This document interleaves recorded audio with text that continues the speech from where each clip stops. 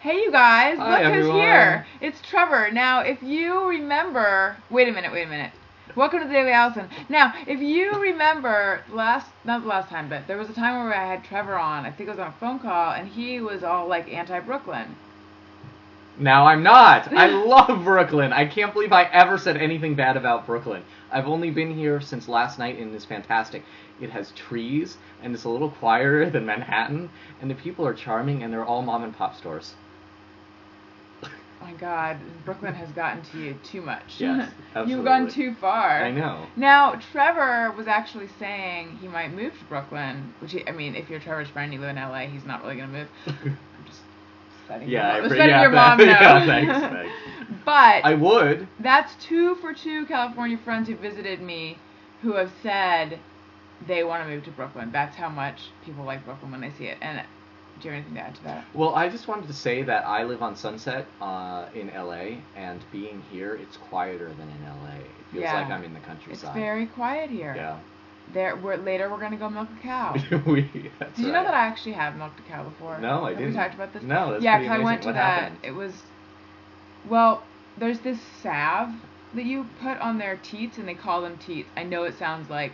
No, that sounds... But it's teats. That's completely legitimate. You put this, like, gooey, gross Vaseline crap all in their teats, and then you squeeze them. And you moisturize their teats for them? Yeah, exactly. Yeah. Then you tug. And into a bucket.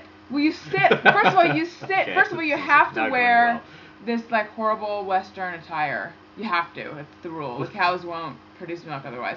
Then you sit on an overturned bucket while flies, like, swarm around you, and then you squeeze milk into a bucket, and it all smells like bag balm, and then the cow whips you with its tail. It's really great fun. When did you do this?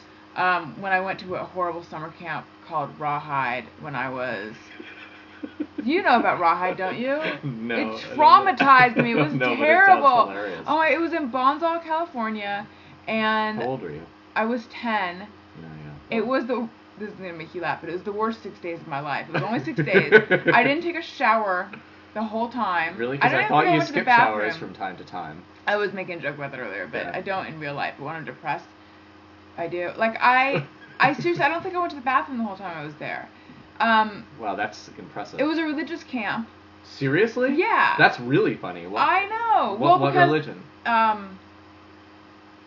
Christian. Yeah, like non-defined Christian. Yeah, but they took us on this big night hike, and so we were talking about God. Why would you go there, or your parents because send I you? really wanted to go to summer camp because I'd seen Parent Trap, and my parents were like, "You're not gonna like camp," because they knew how I was. So they sent you to like the worst camp they could find. No. Remember my best friend Brooke, who, sadly, since is no longer alive, but you know the story, right? Yeah, it's sad.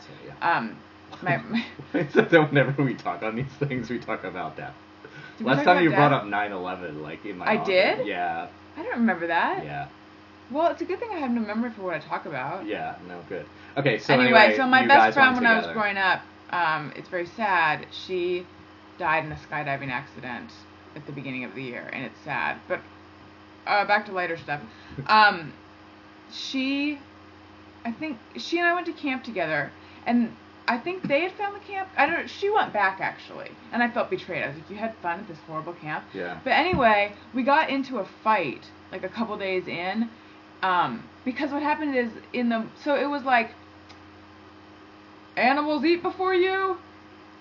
And so like in the morning, you'd have to tend to the animals before you ate breakfast, or the other way around. They had some whole like little thing to memorize about animals eat for you and you eat for animals, and everyone's miserable. It was like, it's snappy like that. It's like beer before liquor, never sicker. Yeah, exactly. That kind of so we were assigned to, I don't know what, like the baby goats or something, which sounds cute, but it wasn't. The goats and maggots. And then she wanted to get a transfer to the horses. Oh yeah, they'd be cooler than the goats. Yeah, and she was going to, but then she didn't want to do it without me. But then when we got in a fight, and I can't remember, we were always getting in fights, but we were really good friends. But so then she did. And then it was just me and the goats. And did you know I went to space camp? No, what was that like? It was cool. Like, in a completely nerdy, dorky way, but it was really fun. We made a model rocket, and I got to be on a space shuttle mission, and I was the guy who went into like the cargo bay and like flew around in outer space. Did you get a lot of action at space camp? I Were there any actually girls? did. My first kiss was at space camp. Really? Yeah, swear to God. How old were you? I think her name was Kelly. She was cute. Where were you living when you went to space camp? So I went twice. You can laugh. Once. No, I just have gas. Whew. Yeah, you're right. I don't really. I don't. So once in 6th grade, and then once right before I moved to LA. And Wait a minute. When you were an adult? What do you mean? Oh no! Oh, not LA. Newport Beach. Okay. Newport Beach. Right before I met you. I thought you meant after, No. like after you lived in Davis, or after when you decided to go to law school. I was 26 when I went to space camp. Actually, that would be fun. They should have a space camp for adults. They should. It'd be like Plato's Maybe they do. retreat in space. Plato's retreat in space. Oh, that was like this big swinger club. That Oh. was. I don't know why I know. It's what you talk about when you're milking a cow. Yeah, I guess so. Those were the days. I saw some cows being milked in China. We went to a commune and lived on a commune for 4 days or so. It was probably more plush than this camp. I don't know. Did you have to go to the bathroom in an outhouse? And squat I in never toilets? went. And But was you had there to. marijuana growing on the side of the outhouse? No. Because in China, marijuana grew everywhere freely. Really? Yeah. Like tomato plants? Yeah, like tomato plants. Hmm. But it wasn't cultivated. Oh. I feel like a bunch of stoners are now going to look into going to China. No, but we had to cross rake the dirt. I don't know why, because you had to show it. Like this way and then that way? Yeah, Okay. but if you didn't do it right, they would beat you. Okay, that's not really true.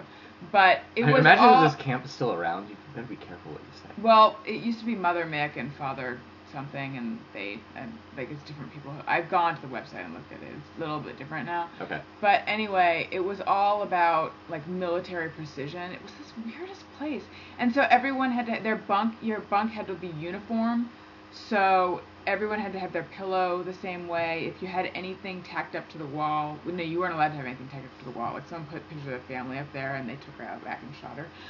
And then you didn't use money; you used pony bucks. And so if you had your pony bucks anywhere, everyone had to have them in the exact same place. Wow. And then they'd line you up in the morning and It's yell at important you. to squish out individualism. When Exactly, you're 10 years old. exactly. They'd line you up in the morning and yell at you or do prayer or whatever, and then you'd Pretty much the pledge same allegiance thing, to I the guess, flag. yeah. And then they would release you to breakfast by bunk number based on how clean your bunk was or your Wow. cabin. That's hardcore. And the one who got called last, you had bathroom detail. Oh my God. Can you believe people paid to send their children here? Well, my parents, yes, my parents actually. knew I wasn't going to like it, and they were right. I didn't like it. Well, so in space camp, they did make us make our beds very tightly because it was military. I mean, it was legitimately, if you're Right. going to be an astronaut, you're going to be in the Air Force Yeah. probably. So they did make us keep the bunks really well, and like they would try to, I don't know, what do they do in the military? Like bounce a coin off of it? Oh, yeah. And all like the older space camp counselors who weren't old, I think they were like 18, would Right. like, come in and torture us about that. But we never had bathroom duty. Yeah, that sounds better. All right, well, this is long. You guys, It's- I hope you've enjoyed this. It's not long. It was pleasant. Oh, yeah, no. In computer time, it's long. Oh, In yeah. real time, it's just a blip.